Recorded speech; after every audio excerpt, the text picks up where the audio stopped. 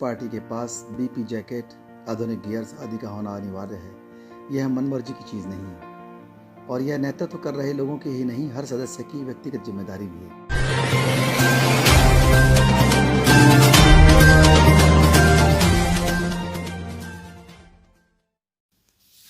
कानपुर में मारे गए सभी शहीदों को विनम्र श्रद्धांजलि।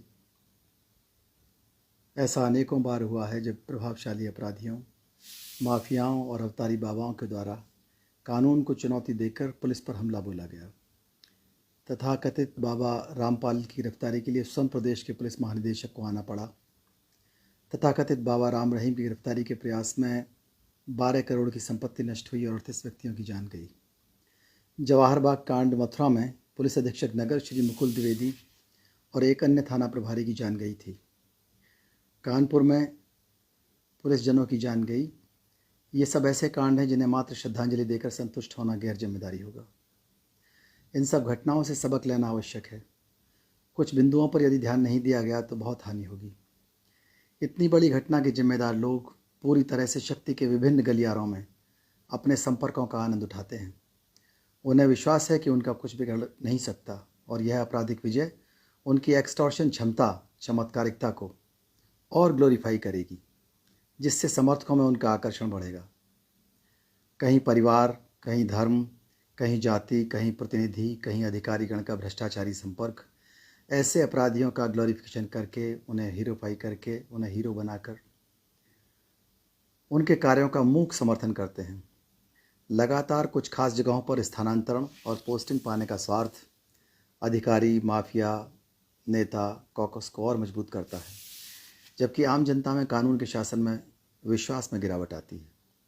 गिरफ्तारी को लेकर कानूनी साधनों का बेहतर उपयोग किए जाने की सदैव आवश्यकता है।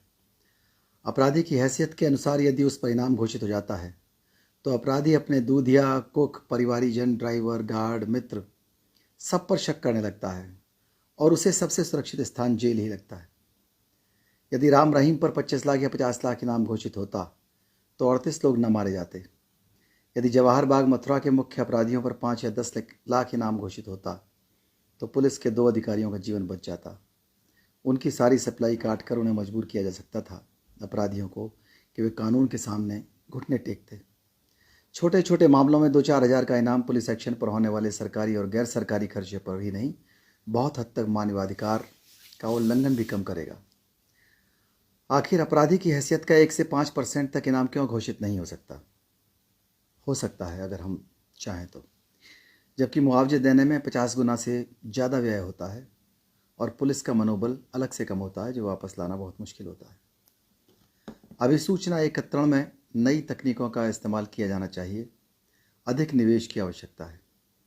स्थानांतरण नीति का रोस्टर लॉ एनफोर्समेंट एजेंसीज़ को चरण चुंबन मुक्त कर सकता है, भ्रष्टाचार मुक्त कर सकता है, जाति मुक्त कर सकता है, चमचागिरी मुक्त कर सकता है।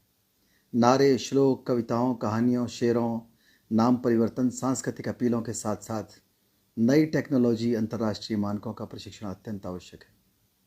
लॉ एंड ऑर्डर एक्शन और रेड के दौरान पुलिस पार्टी के पास बीपी जैकेट, आधुनिक गियर्स आदि का होना अनिवार्य है। यह मनमर्जी की चीज़ नहीं है और यह नेतृत्व कर रहे लोगों की ही नहीं, हर सदस्य की व्यक्तिगत जिम्मेदारी भी है। हाई स्पीड वाहन, आधुनिक कैमरे, ड्रोन कैमरे, रोबोट पर खर्च करके मुआवजे के खर्च को कम किया जा सकता है। आर्टिफिशियल इंटेलिजेंस का ज़माना है, उसे शामिल करके समय के साथ चलने के लिए बहुत आवश्यक है। पुलिस जन का यह विश्वास कि जब लिखी होगी तो मौत आएगी ही, नहीं लिखी होगी तो कोई नहीं मार सकता, इस मान्यता को विशेष प्रशिक्षण देकर बदला जाना चाहिए, क्योंकि यह विश्वास उन्हें असावधान और बेपरवाह करता है और ब्रीफिंग, डिब्रीफिंग, ड्रिल, ट्रेनिंग को अनावश्यक मानकर चलता है। फीडबैक मैकेनिज्म को पुलिस में बेहतर बनाने की आवश्यकता है। अनुभव और विचार स्वातंत्र्य को सम्मान की आवश्यकता है। पदोन्नति नीति और अवकाश नीति को बेहतर बनाकर बेहतर निर्णायकता और बेहतर टीम भावना और बेहतर फीडबैक मैकेनिज्म का लाभ पुलिस कार्यप्रणाली को बेहतर बनाएगा। बिना फीडबैक मैकेनिज्म के अनुशासन के नाम पर दिखावटी एकता से परिणामों की क्वालिटी नहीं बढ़ती। मेरा अपना चैनल, आपका चैनल, समाज का चैनल, देश का चैनल एनबी न्यूज 24/7 को आप लाइक करें, सब्सक्राइब करें और ज्यादा से ज्यादा इसकी वीडियो को शेयर करें, ताकि हर खबर को मैं आप तक आसानी से पहुंचा सकूं।